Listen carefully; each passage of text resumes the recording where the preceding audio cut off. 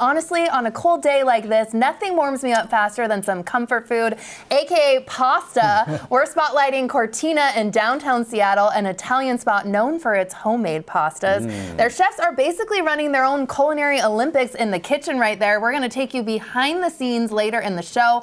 But first, they already brought us an early dinner, and it is the perfect Italian treat, I think, to kick things off.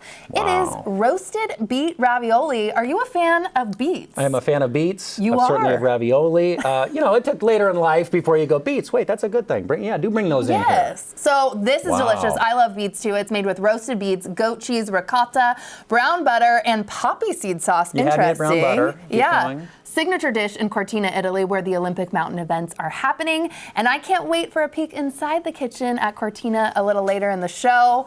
But while you're talking about the next thing, I'm just going to dive right in, my friend. We should celebrate. Congrats to one of our own, Mikaela Shiffrin, for winning gold in women's slalom today. Way to go. This was sort of the big question mark. Major comeback after her 2022 slalom disappointment. Of course, Shiffrin says this gold medal means more after coming back to the event than that once broke her heart, right? So this is redemption. She opened up with gymnast Simone Biles in a raw conversation about sort of the fear, expectations, performing with the whole world watching you, right? That global spotlight. They compared their toughest moments and how public setbacks shook and then rebuilt their confidence. And both of them said it was sort of a relief to talk to somebody who gets it, who understands that pressure, and they hope that their honesty sort of helps other athletes feel less alone, right? That makes perfect sense. And Simone couldn't be more of a perfect person to chat to. It's important to talk about that side of it for sure. And speaking of skiing events, ladies and gentlemen, a blizzard. Did you see this? Caught mayhem in the alpine skiing men's slalom competition. This was actually on Monday. Maybe you missed it. More than half of the field couldn't even finish the first run. 52 out of 96 skiers wiped out, did not finish the run. It was crash after crash after crash. It was hard to believe that it was real, wild to watch in real time for sure. And those are Olympians. I know. The weather really is giving winter and blizzard, and Cortina showing off. Okay, now switching gears to one of my favorite things to watch, figure skating. But American figure skater Amber Glenn is keeping her head up after a tough short program that will actually likely knock her out of medal contention. She posted on Instagram, "The world has ended for me many times, and yet tomorrow still comes. Keep going."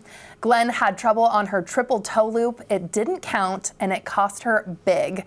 Meanwhile, teammate Alyssa Liu is sitting in third after the short program. Women's figure skating is back tomorrow, and that's when the free skate happens and the medals are all awarded. This is one of my favorite events to watch. They call themselves the Blade Angels, a little reference to Charlie's Angels. I love it. Do you have a favorite Olympic sport that you're watching and really into? Well, I will say, a lot of people like curling, which we're going to talk about because it's sort of approachable. It's like maybe the one that you think, I could figure that out. That was what I was going to say. But I didn't realize with all this controversy and the finger that Canada may or may not have used on the men's and the women's teams, they may be seen that a lot. I didn't realize that the granite that they're throwing, the stone, as they say, that it's actually electrified. That the handle itself I didn't know that. Tells them if they cross the line. There is a line where they have to release it, and it will light up with 2 green lights or a red light to let them know if there was a fault. So perhaps that's maybe what the loophole was if you let go of the handle in time. But the granite itself doesn't have any sensors on it. So there's just things like that I said, there's more to this than I knew. Yes, more to the story. So we should acknowledge that USA men's curling is still in medal contention. They cannot, however, afford another loss. The team includes Ben Richardson and Luke Violette, who both grew up curling at Granite Curling Club here in Seattle. Locals. Yes, you can do it. You can go train. Richardson, in fact, he's been going viral in Milan for his Instagram food review videos from the Olympic dining hall. He rates everything from pizza to seafood lasagna. His videos have pulled in hundreds of thousands of views and even caught the attention of the Olympics social team. Before curling, Richardson was actually a concert cellist. Wow. I'm loving seeing this. There's also a player on the U.S. women's hockey team that is obsessed with Caesar salad. Yes. And so that's what she, and her Instagram has completely blown up too because she just goes around, telling people about where to get the best Caesar salad. So this is fun to see a little behind, the curtain, peel back the onion and see that they're really just like us. We're going to jump into men's hockey. Quick pop quiz. Do you know there's only one team competing in the games that does not have any NHL players, any professional hockey players on their team? You know who it is? I'm just gonna say Italy, but I don't know. It is Italy. Is Way it? to go. Style What? points. Yeah. The host. Oh my gosh. Okay, I'm done for the day. That was a guess. That's a walk-off, as they say. That is a walk-off. Team USA men's hockey, they're going to play in their quarterfinal today. And if you see a jersey with the same name on it, don't worry, that's not a misprint. They didn't sell 2 jerseys. You're not seeing double. It is actually brothers. Team USA has a set of brothers on the team. Matthew and Brady Tkachuk. How cool is that? Do the Tkachuk brothers sound like a couple of bruisers? Quinn and Jack Hughes, both sets of brothers trying to help Team USA win gold for the first time since 1980. That was the Miracle on Ice team. They made movies about that one. I don't remember that, but maybe I should get back in my history textbook and start reading up on that. Really cool. This is so fun. I can't wait to talk about this next topic with you. ESPN had a really interesting post that I just saw on Instagram about what Olympians do for work when they're not being professional athletes. Let me know what you think about some of these professions, And we should say, because a lot of these people assume that Olympians are all highly paid, they go fully funded. No, these are real people. A lot of them have jobs. I know. We're starting with Frank here, our Olympic bobsledder. He's an Army sergeant. That's his day job. Thank you for your service, Frank. Next up, you might, I don't know, are they related to you? Well, alpine skier Keely Cashman. She's a barista. Not related, but I do have a cousin, Keely Cashman. What? Shout out to Keely. She's a police officer. And you are sure that this is not her? That's not her, unless she's really been hiding something from us. Fair enough. Next up, alpine skier Ryan. He's a maple syrup salesman. At first I was like, oh, he's got to be from Canada. But no, no. U.S. Olympic athlete. This is his day job. Pretty fun. Curler. What about a curler? Corey TC is a lab technician.